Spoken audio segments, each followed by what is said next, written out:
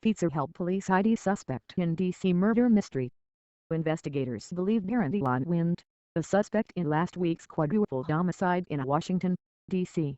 mansion, used to work at American Iron Works, a Maryland-based building materials manufacturer where victim Savvas Savopoulos was CEO and president, D.C. Police Chief Cathy Lanier told reporters Thursday. Investigators therefore do not believe the killings were a random crime, she said. Lanier added that she didn't know whether Wint had been fired from his job. Lanier said investigators believe that Wint is hiding out in the Brooklyn, New York area. DNA left on a delivery pizza may be a major breakthrough in the case of a prominent Washington, D.C. family who were bound, tortured and killed in their home last week, according to a source with knowledge of the investigation.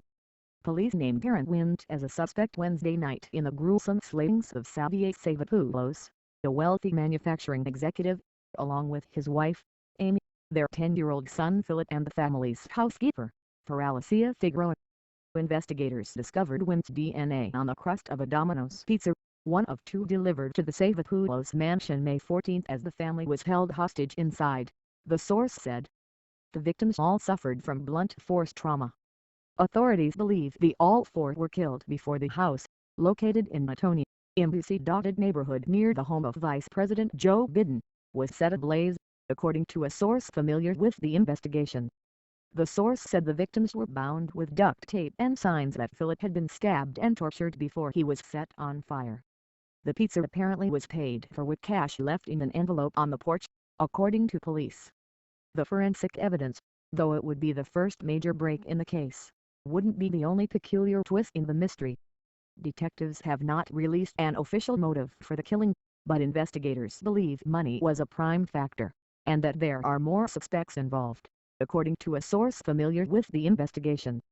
Whoever was in the house was looking for money, the source with knowledge of the investigation told E.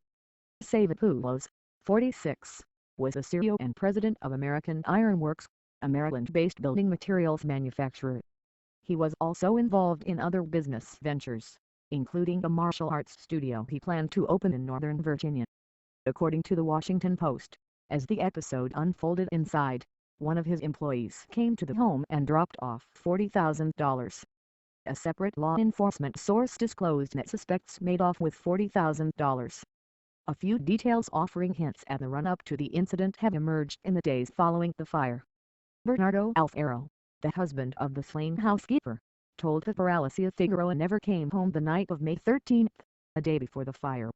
When he went to the Savopoulos home the following morning, he said Savopoulos' blue Porsche was parked on the street. He immediately knew something was wrong. As Alfaro knocked on the mansion's door, he said received a phone call from Savopoulos, offering an explanation for his wife's absence. "I'm sorry because I didn't call you," Alfaro said Savopoulos told him.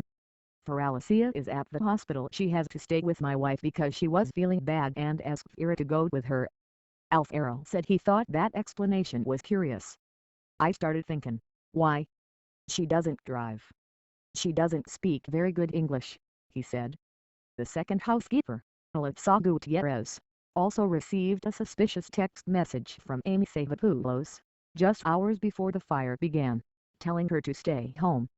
The day before, Gutierrez had received a voicemail from Savvas Savopoulos telling her not to come the following day because his wife was sick. "Sometimes you never understand why something happens, but I'm lucky I'm still here," Gutierrez told. Daron Dylon Wint, 34, is no stranger to the criminal justice system. According to court records, Wint has faced multiple charges over the years, including theft, assault and a sexual offense. Authorities said Thursday that he's fled D.C., and that they've tracked him to the New York area. He is wanted on first-degree murder charges,